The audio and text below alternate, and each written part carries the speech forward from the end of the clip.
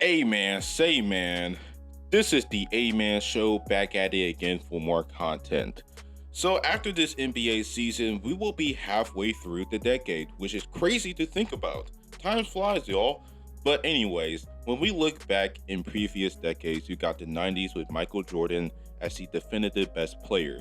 Then you got the 2000s with Kobe and Tim Duncan, and even Shaq should be in the convo, but his career fizzled out later down the line during the decade. But it's mainly a toss up between Kobe and Tim.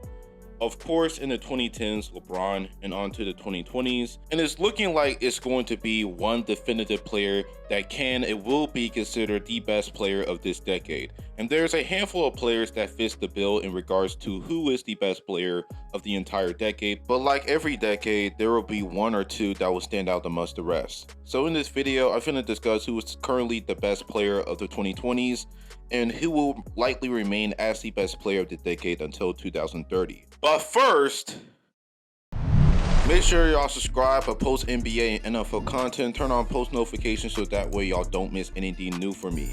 Anyways, stay tuned and let's get it started. So the first I gotta mention is none other than the man himself, LeBron James. For him to win his fourth ring during the first year of the decade is the reason why I gotta mention him first. During that time, Bron was still the best player in the league, and with an all-time level performance in the bubble, it was likely that this man could go back-to-back, especially with the moves they made in the 2020 offseason, bringing in Dennis Schroeder, who had a career year with OKC, Montrezl Harrell out of the Clippers, and Marc Gasol to an already great roster. But over time, it started to show right to our faces that it wasn't going to happen. LeBron and AD will deal with injury issues the whole year. They will not have any chemistry for the rest of that year, and the rest is history. The Lakers will get bounced in the first round against the Suns, and the next year, Bron will advocate in trading for Russell Westbrook, didn't even re-sign Alex Caruso, and we all know how it turned out. Luckily, the Lakers traded Russell Westbrook for many key role guys in the trade deadline, such as Rui Hachimura, D'Angelo Russell, Malik Beasley, Lonnie Walker Jr., and so on and so forth. And even with the turnaround, LeBron still couldn't get it to the finals as they will get swept against the Nuggets in the conference finals. This year in particular, it is unlikely that the Lakers will make it to the finals, especially with the roster they have in hand, and even with LeBron putting up some of his greatest statistical regular seasons of his career, not just this season, but for the past two seasons. Even with this, since 2020, he was bounced in the first round, didn't make the playoffs in 22, and got swept in the conference finals last year. And given his advanced age throughout that time, there is no way that this man is going to be the best player of this decade. But with his run in 2020, along with his individual achievements, being the all-time leading scorer, making more all-star appearances along with all NBA selections, he absolutely deserved to be mentioned. Which leads me to the man that played for the Bay Area and Steph Curry. Now, Steph Curry in the 2020 season, he was limited for the whole season because the guy injured his hand in a freak collision, and then onto the 21 season where he had the season for the ages, putting up his greatest statistical output since his infamous 2016 season, and he was at one point the candidate for MVP. Now, of course, his team wasn't winning, so he was third in MVP voting. Again, he will have an all-time great season, but was halted by the Grizzlies in the play-in, missing the playoffs entirely. But with Clay coming back and the pieces that Golden State will acquire, along with the picks they made in the draft, it was going to be scary hours for the Warriors. And in the 22 season, it was exactly that. The Warriors will finish third in the Western Conference. Even though Curry took a step back offensively, he was going to turn it up once the playoffs started. They cruised all through the postseason, including beating the Mavs in 5 games to make it to their 7th finals appearance in under 8 years. Curry put up the performance of the ages in the finals, was the best player throughout the court in all games, and that led him winning his coveted finals MVP, boosting his legacy significantly, especially winning it without Kevin Durant. Now, throughout the next 2 seasons, Curry will still play at an extremely high level, but his team continues to decline as they would get bounced by the LeBron-led Lakers in the second round. And now this year, it is clear that the Warriors are not finals contenders and is likely going to miss the play-in. But despite that, Curry is going to continue to put up elite numbers for the rest of his career and continue to make all-star appearances, all NBA selections, and so on and so forth. And that run in 22 had really solidified himself as among the top 12 players in history. While those guys has been the best players of this decade, one who has been better than both of these guys, and that is none other than Giannis Antetokounmpo. First and foremost, he started off this decade with winning his second consecutive MVP while being the Defensive Player of the Year, which makes him the third player in history to win MVP and DPOY in the same year in 2020. Although they were the first seed in the East, they were outmatched and outplayed by the fourth-seeded Heat in the bubble. And despite that loss, Giannis still committed with the Bucks by signing the max deal, and after that, the rest was history. Even though that postseason run was a bit fluky because he faced an injured Heat team along with an injured Nets team and a Hawks team that never had any business being in the conference finals. Despite that, Giannis finished off the postseason against the Suns with a greater final performance than the likes of a Steph Curry and LeBron in 2020, including putting up the best Game 6 performance in history, scoring 50 points from 16 of 25 shooting to close out the victory against the Suns. But ever since then, Giannis wasn't able to make it back to the finals. He would continue to put up MVP level numbers, but in the playoffs, he would get bounced in the second round due to Chris Middleton's injury, despite taking the Celtics to 7 games. And in the following year will be a part of the wrong part of NBA history, being the second team in history to lose to its 8th seed as the first seed. Now Giannis once again is leading his team to the second seed, now having a guy like a Damian Lillard, who is a legit second option, but things are not looking too good for this team, especially on the defensive side of the ball. And while also Lillard and Giannis not having the best chemistry, and that could expose them come playoff time, and also mentioning they have Doc Rivers. But despite that, it is without question that Giannis is amongst the 3 best players in the league, the second best player in the world, if that. It will always be in contention for the best player in the world for the rest of the decade. He has consistently averaged 30 or more points for the past 3 seasons, now at above 50% shooting, and is one of the most dominant players in the game and will continue to be for the rest of the decade. The guy will continue to make first team all NBA selections, and of course make all defensive teams, and of course all-star games as well. Now of course we do have to mention other players. One of the first to mention is Luka Doncic, being among the top 10 in MVP voting pretty much every year of this decade, and also was named first team all-NBA in 4 consecutive years, as well as being an all-star too.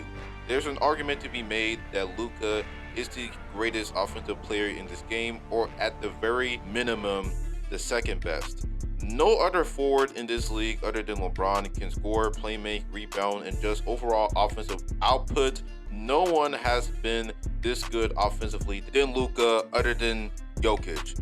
And no other young player in history other than LeBron himself and eventually Wemby has been this good, this young, and once he has a team around him, we have seen what he's capable of. Taking down a 64-win Suns team in 22, including a landslide win in Game 7 in the semis before losing to the Warriors in 5 in the conference finals, who will go on and win the whole thing.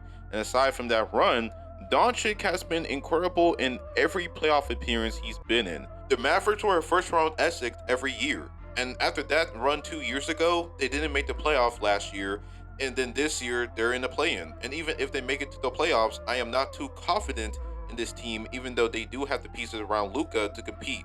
But this team is not playing up the car, and the reason why it is because of Jason Kidd.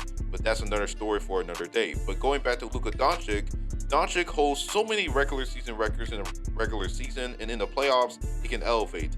And with that, he has proven that he can be a championship level first option type player on a championship team. But his team inadequacies is what it will continue to hold this man towards becoming the best player of this decade. Another guy to mention here has to be Jimmy Butler. Butler, throughout the last 4 years, is by far the best stretch of his career due to how historically great he is in the playoffs. His first year, as usual, he will put up borderline star numbers in the regular season and will lead the Heat to the 4th seed in a surprising turnaround from the year prior. Despite that, people, including me, doubted that they were contenders, but they proved us wrong by sweeping the Pacers in the first round, and then beating the first seed in Milwaukee Bucks in 5 games, and then beating the Celtics in 6 in the conference finals before losing in 6 against the Lakers in the finals in 2020. Despite that, Butler will have a superb finals performance, but obviously that wasn't enough to secure the victory over the Lakers. Then, of course, you got the gap year in 2021. Butler and the Heat dealt with injuries all year, and once they made it as the 8th seed of that year's playoffs, Jimmy Butler played his worst playoff performance of his career in the first round against the very same team they beat the year prior, which is the Bucks. But the next year, Butler and the Heat will remain healthy, and because of that, they will be the first seed of the East in 2022. Jimmy Butler in the playoffs, you can make the argument that he was the best player throughout that playoff run. Not only he averaged 27 points per game, but he did this on 50, 34, 84 shooting, led the playoffs in plus minus, win shares, and value over replacement. Despite his all-time performance in the playoffs, the Heat somehow came short in Game 7 of the conference finals. After that, the Heat took a step back in the regular season last year, being the 8th seed in the East, being in the bottom of the league in 3-point percentage and overall offense, and their defense has been the only one that is keeping them afloat. Everyone and their mamas never expected the Heat to go this far in the playoffs and actually be a typical 7 seed, 8 seed type team. Well, they're not. Butler will have another all-time level performance in the first round against, again, the first seeded Bucks, and even though Giannis missed 2 games in which Butler took advantage of, but still, Butler was him throughout the first round. He put up the best playoff series of his playoff career up until that point. It is not just the best of his career, but is historically one of the greatest playoff performances in the series ever. Now, throughout that playoff run, it was more of a team effort. There were certain times where Butler exploded, but over time, he declined. But he still made it to the finals for the second year in over 4 years. All in all, Jimmy Butler deserves a mention, especially being one of, if not the best playoff riser in recent memory. And other guys to mention, such as Jason Tatum, making it to 3 conference finals appearances along with a finals appearance, and has been a first-team All-NBA performer since 2020. Joel Embiid being an MVP and an all-time great regular season performer, not so much in the playoffs. While all of these players has been great in their own right, there is one that stands out the most out of any player I've mentioned, and that is no other than Nikola Jokic. Jokic so far is the best player throughout this decade, and it's looking like it's going to be this way for the remainder of the decade. Jokic is about to win his 3rd MVP, and all the things he's done throughout this decade and what he's going to accomplish is going to go down as one of the greats in NBA history. He's already a top 10 center of all time, one of the 5 best offensive players we've ever seen, to be honest. And as far as advanced stats goes, he's by far the most efficient player ever. This guy led the league in PER, box plus minus, value over replacement, every advanced stat you know of. And throughout the last 4 seasons, and all of these stats ranked him in the top 10 in all-time single-season records. In those 4 seasons, he almost averaged a triple-double, including last year, where he averaged a triple-double on 60, 38, 82 shooting. During this decade, he has made an All-NBA team every year, being first-team All-NBA in almost all of them, made an All-Star team every year, and what he did in the postseason, coming back from a 3-1 deficit in the semis against the Clippers in the bubble, the following year took a Jamal Murray-less Nuggets team to the 3rd seed in the West before falling to the Suns. But despite that, Jokic has been putting up superb numbers as usual, and in fact, elevated his play every time he makes the playoffs. And then the next year will lose not only Murray, but MPJ as well, and they still make it to the playoffs as a 6th seed because the Joker was just too good and impactful, not only going back-to-back in MVPs, but had a dominant performance in the playoffs despite losing in the first round. And with Murray and MPJ coming back from injury, the rest was history. Like I said in my previous videos on Jokic, the guy was the clear MVP over Embiid, no doubt about it, and I don't care is voter fatigue.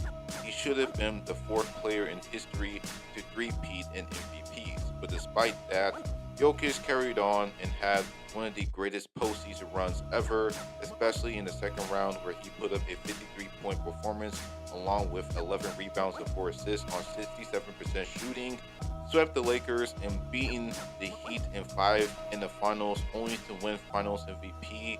The guy is becoming a legend right beneath our eyes, and also being the definitive best player in the league because, like I said, he's going to win his third MVP. If he goes back-to-back this season, then it's only going to solidify his ranking as the best in the world. As this Nuggets team keeps afloat for the next several years, it's going to be obvious that Nikola Jokic is and will be the best player of the 2020s. And that's the video. Let me know your thoughts in the comment section below. Do y'all agree that Jokic will be the best player of this decade? Let me know in the comment section below. And make sure y'all subscribe for more NBA and NFL content in the future. Turn on post notifications. And that is all. Stay litty. This is the A-Man Show. Sign out.